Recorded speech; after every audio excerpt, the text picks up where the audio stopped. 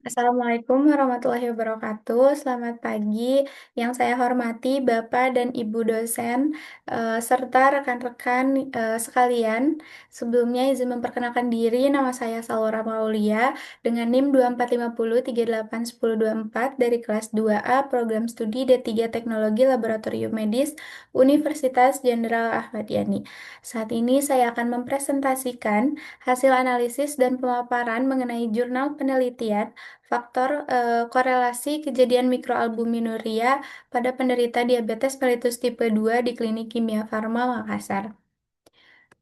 Baik, latar belakang pada penelitian ini, kita tahu DM atau diabetes mellitus tipe 2 ini biasa dijuluki sebagai silent killer atau pembunuh senyap karena penyakit metabolik akut yang ditandai dengan tingginya kadar gula darah. Nah, kondisi ini terjadi akibat pankreas yang tidak dapat memproduksi cukup insulin atau atau tubuhnya yang tidak bisa menggunakan insulin secara efektif. Nah, insulin ini adalah hormon vital yang mengatur glukosa agar dapat diserap sel tubuh dan diubah menjadi energi.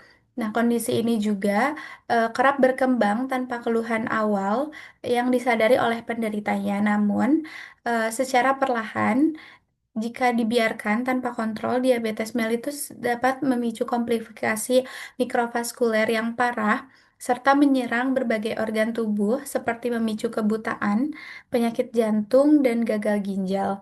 Nah, penyakit ini juga bisa menyerang seluruh organ tubuh lalu mendatangkan segala rupa keluhan yang sulit diobati dan membusuk, gangrene seperti penglihatan, katarak, hipotensi seksual, infeksi paru-paru, gangguan pembuluh darah, stroke, dan lain-lainnya. Nah, diabetes mellitus ini juga bisa menghasilkan beberapa komplikasi penyakit seperti nefropati diabetes yang ditandai dengan albuminuria persisten dan disertai berbagai faktor risiko lainnya. Prevalensi dan urgensi pada penelitian ini berdasarkan International Diabetes Federation atau IDF. Dia memperkirakan bahwa dalam berbagai negara di dunia sudah teridentifikasi 10 negara, itu ada Cina, Amerika Serikat, serta India yang menduduki peringkat 3 dengan total pengidap terbanyak, sedangkan Indonesia itu menempati urutan ketujuh dari 10 negara dengan besaran total pengidap sebesar 10,7 juta. Nah, di Sulawesi Selatan ini, prevalensi diagnosis DM-nya berada di Makassar sekitar 5,3%, lalu ada di Tanah Toraja 5,7% berdasarkan Dinas Kesehatan Provinsi Sulawesi Selatan 2019. Eh, Lalu Badan Penelitian dan Pengembangan Kesehatan Kementerian Indonesia memberitahukan bahwa diabetes yang sering itu ada di diabetes tipe 1 serta diabetes tipe 2. Sekitar 20 hingga 40% penderita DM tipe 2 ini beresiko mengalami perkembangan ke arah nefropati diabetik, yaitu kerusakan penyaringan ginjal yang ditandai dengan adanya albuminuria persisten atau kebocoran protein kecil di dalam urin atau yang kita kenal dengan mikroalbuminuria. Nah, di dalam ginjal ini terdapat jutaan unit penyaring yang disebut nefron, dan di setiap nefron terdapat gumpalan pembuluh darah kapiler atau disebut dengan glomerulus. Nah, pada kondisi normal, pembuluh kapiler glomerulus yang sehat ini berfungsi sebagai penyaring yang ketat. Kapiler akan menahan molekul besar yang penting bagi tubuh seperti protein atau albumin supaya tetap ada di dalam darah, sementara zat asingnya dibuang melalui urin. Lalu, pada penderita yang abnormal atau kondisi abnormal akibat faktor tertentu seperti kadar gula yang tinggi tadi, seperti pada penderita diabetes mellitus, dinding kapiler penyaring glomerulus tadi mengalami kerusakan. Nah, hal ini tuh membuat filter ginjalnya menjadi bocor sehingga molekul protein atau albumin tadi bisa lolos dan ikut keluar bersama urin. Jadi tidak tetap berada di dalam darah. Nah, jika kebocoran ini terus berlanjut tanpa dideteksi dini melalui pemeriksaan laboratorium, kondisi pasien dapat memburuk hingga mengalami end-stage renal disease atau SRD atau gagal ginjal stadium akhir. Nah, pada penelitian ini didapatkan rumusan masalah. Yang pertama ada apakah terdapat hubungan antara faktor usia dengan kejadian mikroalbuminuria pada penderita diabetes mellitus tipe 2 di Klinik Pratama Kimia Farma Makassar. Lalu apakah terdapat hubungan antara faktor usia, lama diabetes, lama minum obat, dan dosis pada penderita DM tipe 2 di Klinik Pratama Kimia Farma Makassar. Lalu faktor mana di antara usia, lama diabetes, lama minum obat, serta dosis obat yang menjadi faktor resiko paling dominan. Lalu pada tujuan penelitian di sini, pertama untuk mengetahui faktor korelasi atau hubungan dengan kejadian mikroalbuminuria pada penderita DM tipe 2, untuk menganalisis, menentukan hubungan antara faktor usia, lama diabetes, lama minum obat, serta dosis obat dengan kejadian mikroalbuminuria pada penderita diabetes mellitus tipe 2, serta untuk mengidentifikasi dan menentukan faktor mana yang paling dominan atau berisiko paling besar terhadap peningkatan kadar mikroalbuminuria pada penderita DM tipe 2. Lalu berdasarkan urgensi tersebut, penelitian deskriptif kuantitatif korelasi bivariat ini dilakukan untuk menganalisis hubungan antara faktor usia, lama menderita diabetes, lama minum obat, dan juga dosis obat terhadap kadar mikroalbuminuria pada penderita DM tipe 2. Lalu penelitian ini tuh dilaksanakan di Laboratorium Klinik Kimia Farma Makassar pada 25 Maret hingga 20 April 2022 dengan melibatkan sebanyak 50 orang yang diambil menggunakan teknik purposive sampling berdasarkan kriteria inklusi klinis. Seluruh data karakteristik respondennya dan hasil pemeriksaannya kadar albumin urin kemudian diolah secara statistik bivariat dengan menggunakan uji square melalui aplikasi IBM SPSS statistik saja. Lalu pada hasil penelitiannya berdasarkan hasil analisis bivariat terhadap 50 responden penderita DM di Kimia Farma Makassar, eh, sesuai dengan tujuan penelitian ini untuk menganalisa dan menentukan faktor derajat korelasi antara beberapa faktor tadi dengan kejadian mikroalbuminuria pada penderita DM. Lalu didapat bahwa sebagian besar pasien itu eh, sebanyak 43 orang atau 86% mengalami kondisi mikroalbuminuria yang tidak normal atau lebih dari 20 miligram per liter. Karakteristik data demografi dan klinis pasien juga menentukan pola yang selaras di mana mayoritas respondennya berada di lebih dari 45 tahun dengan persentase 86% serta yang sudah mengidap diabetes lebih dari 3 tahun ada 74% dan juga yang mengalami konsumsi obat, dosis obat itu ada di 84%.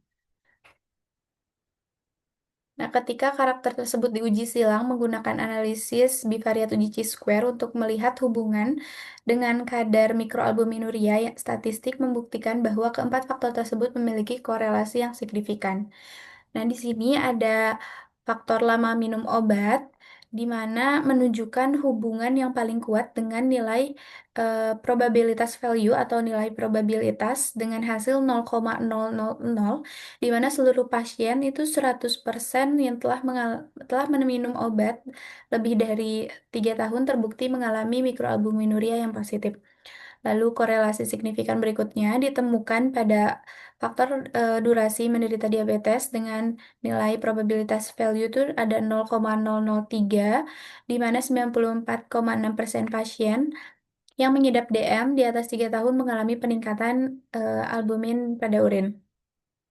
Lalu faktor usia memperoleh nilai probabilitas value 0,017 dengan persentase mikroalbuminuria sebesar 90,7% pada kelompok usia di atas 45 tahun. Dan faktor dosis obat memperoleh nilai probabilitas value 0,037 dengan persentase 90,5% pada kelompok terapi dosis tinggi atau multijenis. Nah, karena semua ini nilainya signifikansi atau probabilitas value-nya ada di bawah 0,05, maka dapat disimpulkan bahwa usia, lama terapi, lama diabetes, serta dosis obat ini tuh memiliki hubungan yang nyata terhadap terjadinya risiko kebocoran ginjal pada penderita.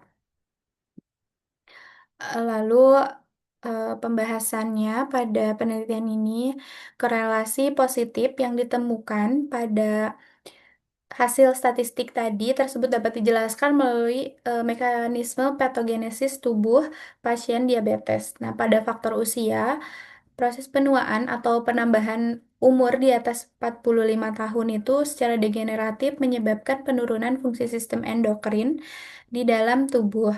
Nah, kondisi ini memicu terjadinya resistensi insulin yang berakibat pada tidak stabilnya level gula darah di dalam tubuh, lalu ketidakstabilan glukosa yang berlangsung kronis ini lama atau kelamaan merusak organ-organ vital termasuk sistem penyaringan ginjal.